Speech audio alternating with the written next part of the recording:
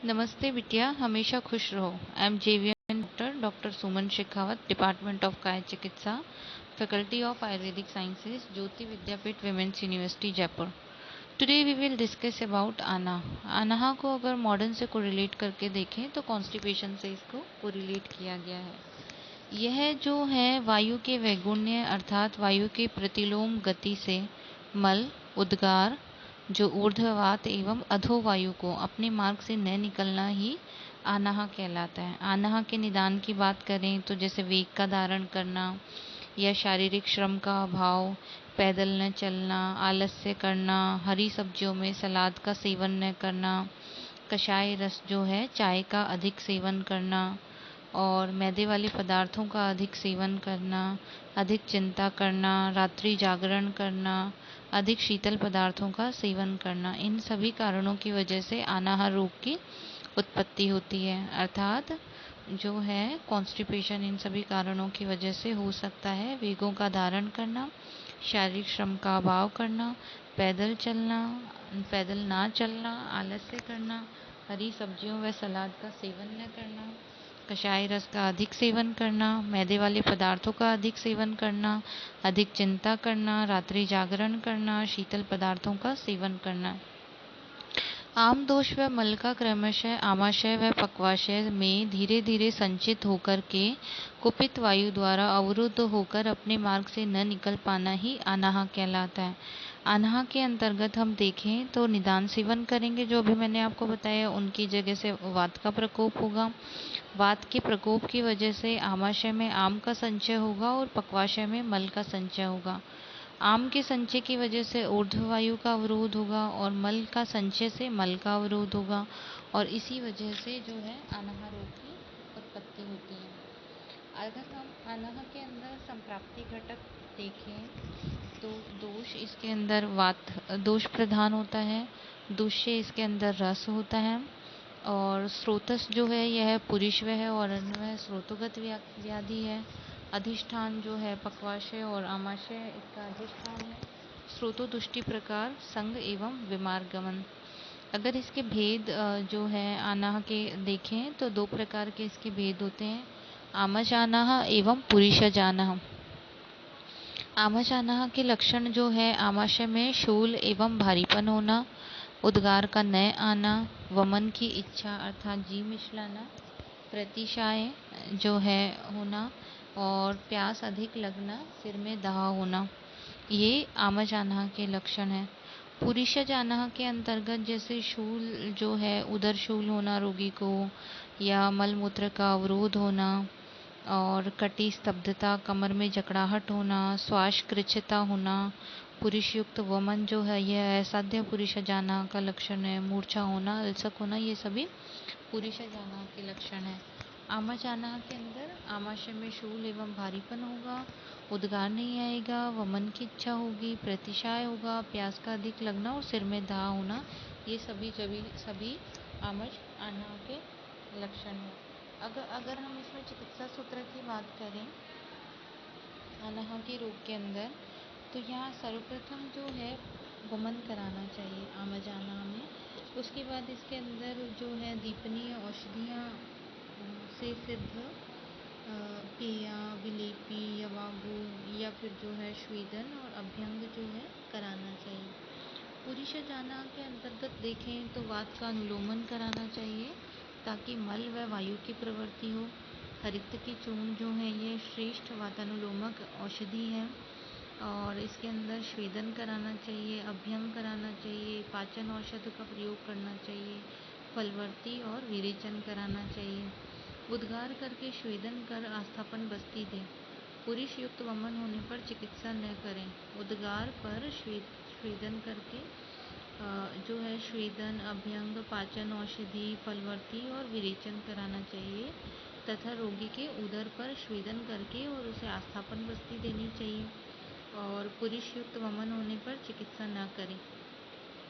आमज आनाह और पुरुषज आनाह के लिए आया है कि आमज आनाह जो है इसमें वमन चिकित्सा देनी चाहिए निकटतम मार्ग से आम दोष के निवारण के लिए, एवं दीपनीय जो है इसके अंदर आम पाचक औषधियाँ देनी चाहिए, स्वेदन कराना चाहिए, अभ्यंग कराना चाहिए। उसी के अलावा पुरुष जाना के अंदर विरेचन, आस्थापन, बस्ती देनी चाहिए। निकटतम मार्ग से दोषों को निकालने की वजह से वात का अनुलोमन करना चाहिए, स्वेदन और अभ्यंग चिकित्सा करनी चाहिए। अगर हम आमाजाना के जो है अनाह रोग के अंदर औषध चिकित्सा देखें तो इसके अंदर जैसे शंख भस्म, प्रवाल पिष्टी और वटियाँ जैसे शंखवटी, महाशंखवटी, आरोग्यवर्धिनी वटी, लहसुन आदि वटी दे सकते हैं। इसके अंदर अगर चूर्ण की बात करें तो जैसे लवण भास्कर चूर्ण, हिंगवाष्टक चूर्ण, दाड़ीमाष्टक चूर्ण, त्रिफला चूर्ण, पंसकार चूर्ण, गंधर्व हरितकी चूर्ण इस प्रकार से दिए जाते हैं। आसवरिष्ट जो है जैसे द्राक्षारिष्ट, द्राक्षासव, अभियारिष्ट देना है। और तेल में जो है एरंड तेल 10 से 20 ml दूध में मिलाकर रात्रि के अंदर दें। इस प्रकार से जो है इसकी चिकित्सा की जाती है। आमाजाना जो है इसमें संजीवनी वटी, अभियारिष्ट और गंधर्व हरितकी चूर्ण दिया जा सकता है, त्रिफला चूर्ण दिया जा सकता है। पुरुष जाना के अंदर जैसे अग्नितुंडी वटी, अभियारिष्ट, गंधर्व हरितकी इस प्रकार से चिकित्सा दी जाती है। और इसमें खाली पेट जो है भुजंगासन में करना चाहिए, बहुत अच्छा रहता है। पथ्य में जैसे मूंग की दाल, दलिया, खिचड़ी, अदरक, लहसुन, जीरा और जो है हींग, सौंफ, ये सभी इसके अंदर पथ्य बताए गए हैं। अपथ्य में गुरु विदाई, साथ में अभिसंधि, चने की दाल, मटर, आलू आदि का सेवन ना करें, रात्रि जागरण ना करें, वेगों का धारण ना करें, दिवा स्वप्न ना करें, चिंता, क्रोध, वैर आदि से दूर रहें। तो इस प्रकार से जो है अनारोग को जीता जा सकता है, अनारोग की चिकित्सा की जा सकती है। नेक्स्ट देखिए आधमान। आधमान जो है इसको अगर हम आचार्य सुश्रुत के अकॉर्डिंग बात करें तो उन्होंने स आटोपम, अति उग्र, रुज्जम, आधमानम, उदरम भ्रशम, यानी स आटोपम, अति उग्र, रुजम, आधमानम, उदरम भ्रशम, अर्थात उदर में आटोप के साथ में पीड़ा का होना आधमान कहलाता है। यह वायु के वेग को रोकने से होता है। अगर हम इसके अंदर निदान की बात करें तो वेग को धारण करना, आहार का सम्यक रूप से पाचन न होना, वृक्ष आहार का अति सेवन करना, पित्त का क्षय करना, ये सभी आधमान के निदान हैं। अगर आधमान रोग के अंदर इसकी संप्राप्ति देखें तो जो उपरोक्त निदानों के सेवन से पित्त का क्षय होता है, जिसके कारण आहार का सम्यक रूप से पाचन नहीं हो पाता और वायु की वृद्धि हो जाती है। इस वृद्धवात को रोकने से उदर में शूल होता है, इसे ही आधमान कहते हैं। जैसे निदान का सेवन करेंगे, निदान के सेवन से पित्त का क्षय होगा, पित्त के क्षय के कारण आहार का अपचन होगा, आहार के अपचन से वायु की वृद्धि होगी, वायु की वृद्धि से वेग का धारण और इससे आटोप एवं उदर शूल की उत्पत्ति होगी, यही आधमान है। अगर आधमान के भेद देखें तो इसके दो प्रकार के भेद होते हैं, आधमान एवं प्रत्याधमान। आधमान आमाशय में आटोप व शूल होता है, प्रत्याधमान आमाशय में आटोप का होना। आधमान जो है यह पक्वाशय में आटोप व शूल होता है और प्रत्याधमान आमाशय में आटोप का होना। इसमें हृदय जो है इसमें पीड़ा नहीं होती और दोष इसके अंदर कफ एवं वात की वृद्धि होती है। आधमान की चिकित्सा जो है पुरुष चाहना के समान और प्रत्याधमान की चिकित्सा जो है आमश अनाहवत की जाती है। जिस प्रकार की अभी आपको मैंने बताया, जैसे जो है आमजाना होगा, जिस प्रकार से आधमान की चिकित्सा को पुरुषज अनाह के समान बताया गया है। जैसे वात का अनुलोमन कराना, मल व वायु की प्रवृत्ति कराना, स्वेदन, अभ्यंग, पाचक औषध, फलवर्ती और रेचन कराना, उदर पर स्वेदन करके आस्थापन बस्ती देना या पुरुष युक्त वमन होने पर चिकित्सा न करना, ये सभी पुरुषज अनार्थ चिकित्सा प्रयोग बताए गए हैं। उसी प्रकार प्रत्याधमान की चिकित्सा जो है आमजाना के समान बताई गई है। जैसे पहले वमन कराना चाहिए, उसके पश्चात जो है दीपनी औषधियों से सिद्ध पेया, विलेपी और यवागु देना चाहिए। और इसके अतिरिक्त जैसे स्वेदन और अभ्यंग कराना चाहिए। ये सभी प्रत्याधिमान के चिकित्सार्थ बताए गए हैं। इसके अलावा नेक्स्ट इज आटोप। आटोप जो है, आटोप है, गुड़गुड़ है, शब्द है, यानी उदर में गुड़गुड़ की ध्वनि होना जो ही आटोप कहलाता है। यह एक स्वतंत्र योग नहीं है, अपितु आधिमान के लक्षण स्वरूप इसका उल्लेख आया है। अगर हम इसमें निदान की बात करें तो जो भी हम आधिमान में हमने निदान देखे, जैसे वेग धारण या आहार का सम्यक रूप से पाचन न होना, रुक्ष आहार का अति सेवन होना या पित्त का क्षय होना, ये सभी आटोप के भी कारण होंगे। और विशेष रूप से जैसे उड़द या मटर, कटहल, कद्दू आदि के सेवन से आटोप की उत्पत्ति होती है। आटोप जो है, इसकी चिकित्सा के लिए वातानुलोमन चिकित्सा बताई गई है, स्नेहन, स्वेदन, दीपन, पाचन चिकित्सा बताई गई है, तथा अजीर्ण के सम जो है इसके अंदर चिकित्सा बताई गई है कि अजीर्णवत इसकी चिकित्सा करनी चाहिए, जैसे कि निदान परिवर्जन, या फिर जैसे उपवास, लघु आहार, या फिर जो है पेशेंट को अगर विदग्धा जीर्ण है तो वमन और शीतल जल का प्रयोग बताया गया है। विषटब्धा जीर्ण है तो उसकी वजह से अगर आटोप हो रहा है तो वातानुलोमन और उष्ण जल में नमक मिलाकर उदर पर पिलाना एवं उदर पर गर्म पानी का सेक, लंघन और पाचक द्रव्यों का प्रयोग, इस प्रकार से आटोप की चिकित्सा की जाती है। Thank you. This session is powered by Digital Version 2.0 Jyoti Vidyapeeth Women's University Jaipur. I hope you all are satisfied with this session. If you feel any kind of problem with this session, please mention it in comment box. I will resolve it soon. Thank you.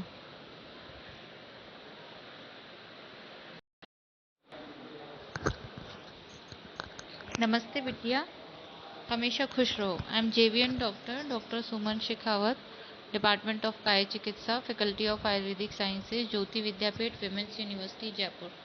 Today we will discuss on ulcer.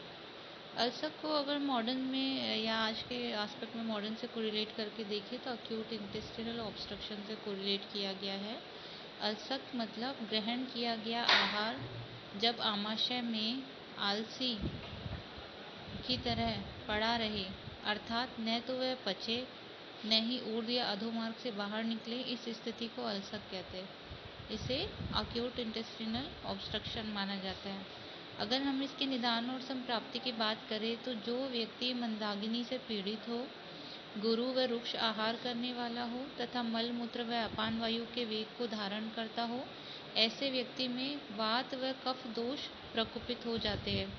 प्रकोपित कफ वायु के मार्ग को अवरुद्ध कर देता है, जिसके कारण आहार ऊर्ध्व या अधो किसी भी मार्ग से बाहर नहीं निकल पाता तथा न ही उसका सम्यक पाचन हो पाता है। इस अवस्था को अल्सर कहते हैं। यानी मंदाग्नि से पीड़ित व्यक्ति द्वारा गुरु और रुक्ष आहार ग्रहण करना व वेगों को धारण करना, कफ व वात प्रकोप, कफ से वायु का मार्गावरोध, आहार का आलसी भाव अल्सर रोगोत्पत्ति करता है। अगर हम अल्सर के लक्षण देखें तो कुक्षी प्रदेश में कसावट अर्थात कसकर बंधा हुआ हो ऐसा प्रतीत होता है, मूर्छा होती है, पीड़ा होती है, मल व अधोवायु का पूर्णतः अवरोध होता है, रोगी को उद्गार होता है, शल्य के समान शूल का उग्र रूप में होना ही जो है अल्सर का लक्षण है। इसके असाध्य लक्षण अगर हम देखें तो दंत, ओष्ठ, नेत्र नीले हो जाना, मूर्छा और वमन इसके असाध्यता के लक्षण हैं। नेत्र भीतर की तरफ चले जाते हैं, रोगी का स्वर क्षीण हो जाता है, संधियों का शिथिल हो जाना। इसके अलावा जो है अल्सर एवं दंडाल्सक जो है, यह अजीर्ण जनक निदानों के सेवन से अधिक मात्रा में कुपित हुए दोष चिरकालावस्था के अंदर चिरकाल में शरीर में तिर्यक गमन करते हुए पूरे शरीर को दंड के समान सीधा कर देते हैं। यह स्थिति अल्सर कहलाती है। दंडाल्सक, इस अवस्था को दंडाल्सक कहते हैं। इस अवस्था में शरीर में स्वाभाविक आकुंचन होता है। इस अवस्था में शरीर में स्वाभाविक आकुंचन और प्रसारण नहीं हो पाता है, यह असाध्य अवस्था होती है। नेक्स्ट है विलंबिका। अजीर्ण जनक निदानों के सेवन से कफ और वायु दोष कुपित हो जाते हैं। तथा अपक्व अन्न ऊर्ध्व तथा अधो किसी भी मार्ग से नहीं निकल पाता है, इसे विलंबिका कहते हैं। अल्सक की उत्पत्ति शीघ्र होती है तथा विलंबिका की उत्पत्ति विलंब से होती है। अल्सक एवं विलंबिका में समानताएं। दोनों अजीर्ण से उत्पन्न होते हैं। दोनों में मुख्यतः कफ और वायु दोष प्रकोपित होते हैं।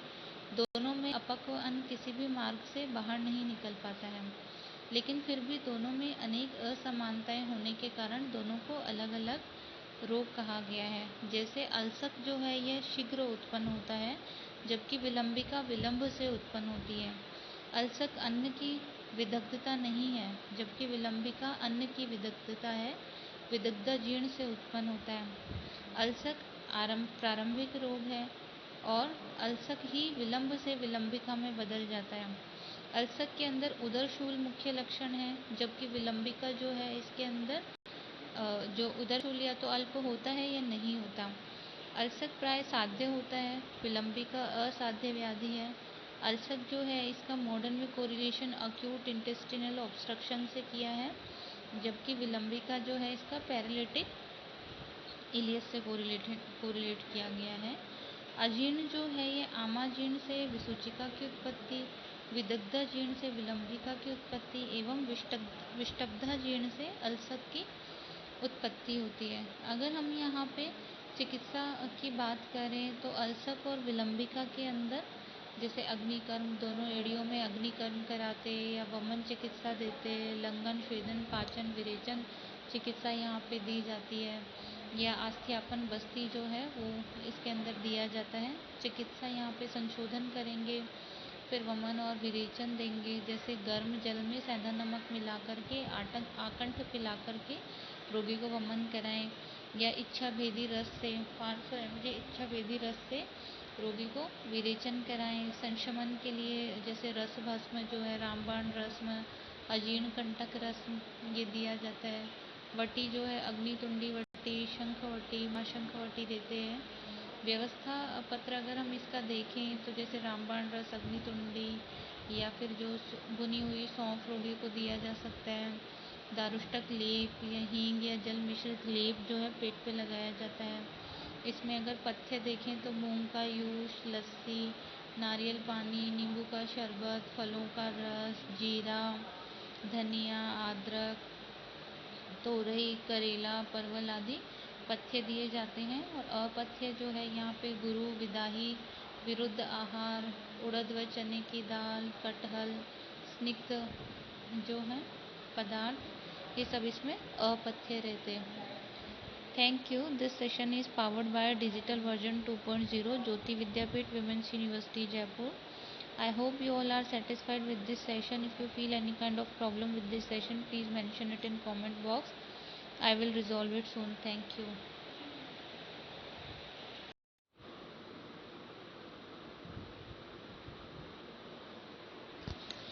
नमस्ते बिटिया, हमेशा खुश रहो। I am JVN doctor Soman Shekhawat, department of काय चिकित्सा, faculty of Ayurvedic sciences, Jyoti Vidyapeeth women's university Jaipur. Today we will discuss about ajirna. अजीर्ण क्या होता है? अजीर्ण जो है आयुर्वेद की भाषा में अगर हम कहें तो अजीर्ण जो है ग्रहण किए भोजन का सम्यक प्रकार से पाचन ना होना ही अजीर्ण कहलाता है। और अपक्व अन्न जो है इसको आम कहते हैं। अन्न जब प्रॉपर पक नहीं पाता तो जो है अजीर्ण की उत्पत्ति होती है। अजीर्ण को जानने से पहले आम को समझना ज़रूरी है। तो आम के लिए आया है जठर अनल दौर्बल्यात अपिपक्वस्तु यूरसः स आम संज्ञको देहे सर्वदोष प्रकोपणम। यानी जठराग्नि की दुर्बलता से जिस अविपक्व रस की उत्पत्ति होती है उसे आम कहते हैं, और यह शरीर के सभी दोषों को प्रकोपित करता है। अगर हम इसके निदानों की बात करें तो जैसे भोजन न करना या अजीर्ण अवस्था में भोजन न करना, यानी पहले से भोजन जीर्ण नहीं पचा उसके ऊपर और भोजन करना, अधिक मात्रा में भोजन करना, अनियमित भोजन करना, अति गुरु, अति शीत, अति रुक्ष आहार सेवन करना, विरुद्ध आहार सेवन करना, पंचकर्म सम्यक प्रकार से न होना, ऋतु के अनुसार आहार सेवन न करना, वेग धारण, दिन में सोना, रात्रि में जागना, भय, क्रोध, शोक आदि से आक्रांत इन सभी निदानों के कारण जो है ये सभी निदान रिस्पॉन्सिबल होते हैं जिसके कारण अजीर्ण की इंडाइजेशन की उत्पत्ति होती है। उपरोक्त जो अभी मैंने आपको बताए इन निदानों के सेवन से त्रिदोष प्रकुपित होकर के जठराग्नि को मांद्य कर देता है। कफ की वृद्धि से पाचक रसों के जलीयांश की वृद्धि हो जाती है और आहार का जो एक पाचन है वो सम्यक प्रकार से नहीं होकर के अजीर्ण की उत्पत्ति होती है। जैसे निदान सेवन किया तो त्रिदोष कुपित हो गए, उनमें विशेष रूप से कफ मुख्यतः, जिसकी वजह से जठराग्नि मंद हो गई। जठराग्नि मंद होने की वजह से अन्न का अविपाक हो गया और अजीर्ण की उत्पत्ति हुई। अगर हम इसके संप्राप्ति घटक देखें तो दोष यह जो कफ प्रधान त्रिदोषज व्याधि है, दूष्य इसमें रस होता है एवं जठराग्नि दोनों दूषित होते हैं। स्रोतस अन्न है, स्रोतस है अधिष्ठान आमाशय, स्रोतोदुष्टि प्रकार जो है संग होता है। इसके भेदों की बात करें तो आचार्य सुश्रुत ने इसके 4 भेद बताए हैं, आमाजीर्ण, विदग्धाजीर्ण, विष्टब्धाजीर्ण, रस शेषाजीर्ण, और माधवकर ने इसके 6 भेद बताए हैं, आमाजीर्ण, विदग्धाजीर्ण, विष्टब्धादीन, रस शेषाजीर्ण, दिन पाकी अजीर्ण एवं प्राकृत अजीर्ण। सामान्य लक्षण की बात करें तो अजीर्ण की कंडीशन के अंदर जैसे विष्टंभ यानी मल एवं अपान वायु का रुकना, सदन अर्थात शरीर में भारीपन, सिर में दर्द, मूर्छा, तृष्णा, ज्वर, सर्दी, इस तरह के लक्षण देखने को मिलते हैं। इसी के अलावा भ्रम जो है, चक्कर आना, कटिग्रह, कमर में दर्द, जम्बाई, सभी अंगों में दर्द, अरुचि, अविपाक एवं तृष्णा, इस तरह के लक्षणों की उत्पत्ति होती है। अगर हम भेदानुसार इसके लक्षण देखें तो आमाजीर्ण जो है यह आमाशय में कफ यानी क्लेदक कफ की अधिकता से आमाजीर्ण होता है। कफ की अधिकता होने से क्लेदक कफ की भी वृद्धि हो जाती है। इसकी अधिकता से आमाशयिक अम्ल रस का स्राव कम हो जाता है। इस प्रकार जो अजीर्ण होता है उसे आमाजीर्ण कहते हैं। लक्षण की बात करें तो शरीर में भारीपन, जी मिचलाना, कपोल एवं अक्षी में शोथ और उद्गार, इस तरह के लक्षण इसमें देखने को मिलते हैं। विदग्धाजीर्ण जो है पित्त की वृद्धि से जो अजीर्ण होता है उसे विदग्धाजीर्ण कहते हैं। इसमें पित्त की वृद्धि से पित्त के अम्ल एवं द्रव गुण की वृद्धि हो जाती है और इसी से अजीर्ण होता है। लक्षण की बात करें तो विदग्धाजीर्ण के अंदर भ्रम, तृष्णा, मूर्छा, अम्लोदगार, श्वेद, दाह, इस तरह के लक्षण उत्पन्न होते हैं। नेक्स्ट है विष्टब्धाजीर्ण। विष्टब्धाजीर्ण जो है यह वात की अधिकता से जो अजीर्ण होता है उसे विष्टब्धाजीर्ण कहते हैं। वात वृद्धि से अग्नि विषम हो जाती है तथा कभी पाचक रसों का स्राव कम, कभी असमय, कभी अधिक होता है, जिसके कारण अन्न का सम्यक पाचन नहीं हो पाता। अगर हम इसमें लक्षण की बात करें तो शूल, आदमान, विविध वात वेदनाएं, मल का अवरोध, अपान वायु का अवरोध, स्तब्धता, जकड़ाहट, अंगों में पीड़ा, ये सभी लक्षण देखने को मिलते हैं। रस शेषाजीर्ण, आहार द्रव्य के अधिकांश भाग का पाचन हो जाने पर भी कुछ अंश का अपाचित रह जाना ही रस शेषाजीर्ण कहलाता है। इसके लक्षण जो हैं जैसे शुद्ध उद्गार इसका विशेष लक्षण है, भोजन में अनिच्छा, उदर में भारीपन, मुख से लाला स्राव, इस तरह के लक्षण इसमें देखने को मिलते हैं। नेक्स्ट है दिन पाकी अजीर्ण। दिन पाकी अजीर्ण स्वस्थावस्था में भोजन का पाचन एक अहोरात्र में हो जाता है, किंतु असमय भोजन करने से ग्रहण किया गया अन्न पचने से पहले दोबारा अन्न ग्रहण करना या अधिक मात्रा में अन्न ग्रहण करने से आहार का पाचन अगले दिन होता है, इसे दिन पाकी अजीर्ण कहते हैं। अगर हम जो है आहार सेवन के नियमों के महत्व को दर्शाने के लिए जो है इसका वर्णन किया गया है। आहार अगर हम समय से करते हैं तो दिन पाकी अजीर्ण जो है इससे ग्रसित नहीं होना पड़ता।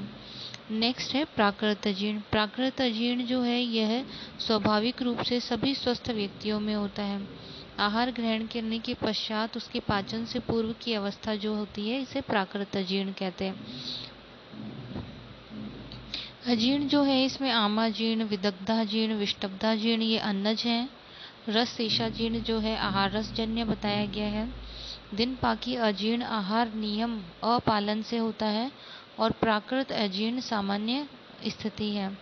अगर हम अजीर्ण के उपद्रवों की बात करें तो अजीर्ण में मूर्छा, प्रलाप, वमन, लालास्राव, सदन, भ्रम, इस तरह के उपद्रव की उत्पत्ति होती है।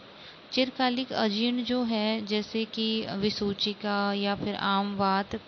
विसूचिका जो है ये अन्न रस से उत्पन्न होता है, यानी आम जो है अन्न से इसकी उत्पत्ति होती है, और आम वात जो है इसकी आम रस से उत्पत्ति होती है।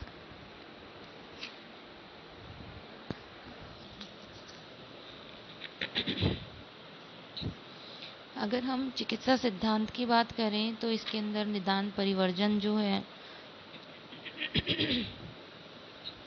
निदान परिवर्जन कराएं, आमाजीर्ण में उपवास या लघु आहार का सेवन कराएं, विदग्धाजीर्ण में वमन कराएं ताकि विकृत पित्त निकल जाए, शीतल जल थोड़ी मात्रा में बार बार पिलाएं। विष्टब्धाजीर्ण जो है इसमें वातानुलोमन कराएं, जिससे उष्ण जल में इसके लिए उष्ण जल के अंदर नमक मिलाकर पिलाएं एवं उदर पर गर्म पानी का सेक कराएं। रस शेषाजीर्ण में शयन कराएं, लंघन एवं पाचन द्रव्यों का प्रयोग भी करावें। भेद जो है इसके अंदर आमाजीर्ण कफ दोषजन्य, विदग्धाजीर्ण पित्त दोषजन्य एवं विष्टब्धाजीर्ण वात दोषजन्य होता है। अतः आमाजीर्ण की चिकित्सार्थ लंघन, उपवास से कफ का शमन करें। विदग्धाजीर्ण की चिकित्सार्थ जो है वमन, विकृत पित्त को जो है निकालकर इसमें चिकित्सा करें, एवं विष्टब्धाजीर्ण जो है इसके अंदर वात यानी स्वेदन यानी उष्णता से वात शमन करके, और रस शेषाजीर्ण जो है इसमें शयन चिकित्सा बताई गई। अगर हम इसमें क्रियात्मक पक्ष देखें तो क्रियात्मक पक्ष के दृष्टिकोण से आमाजीर्ण में वमन की आवश्यकता इसलिए नहीं होती क्योंकि उपवास से आसानी से कफ शमन किया जा सकता है। विदग्धाजीर्ण में यदि विरेचन कराया जाए तो विदग्ध अन्न पक्वाशय में जाकर के हानि पहुंचाएगा, और पक्वाशय दूरस्थ मार्ग है इसलिए उसे निकटतम मार्ग से बाहर निकाल देते हैं। विष्टब्धाजीर्ण में बस्ती की आवश्यकता इसलिए नहीं है क्योंकि उष्ण जल से वात शमन आसानी से किया जा सकता है। इस प्रकार से जो है ये इसके चिकित्सा सिद्धांत इसमें प्रयोग किए जाते हैं। अगर हम शामक औषधियों की बात करें तो यहाँ शंख भस्म, अजीर्ण कंटक रस, रामबाण रस का प्रयोग किया जा सकता है।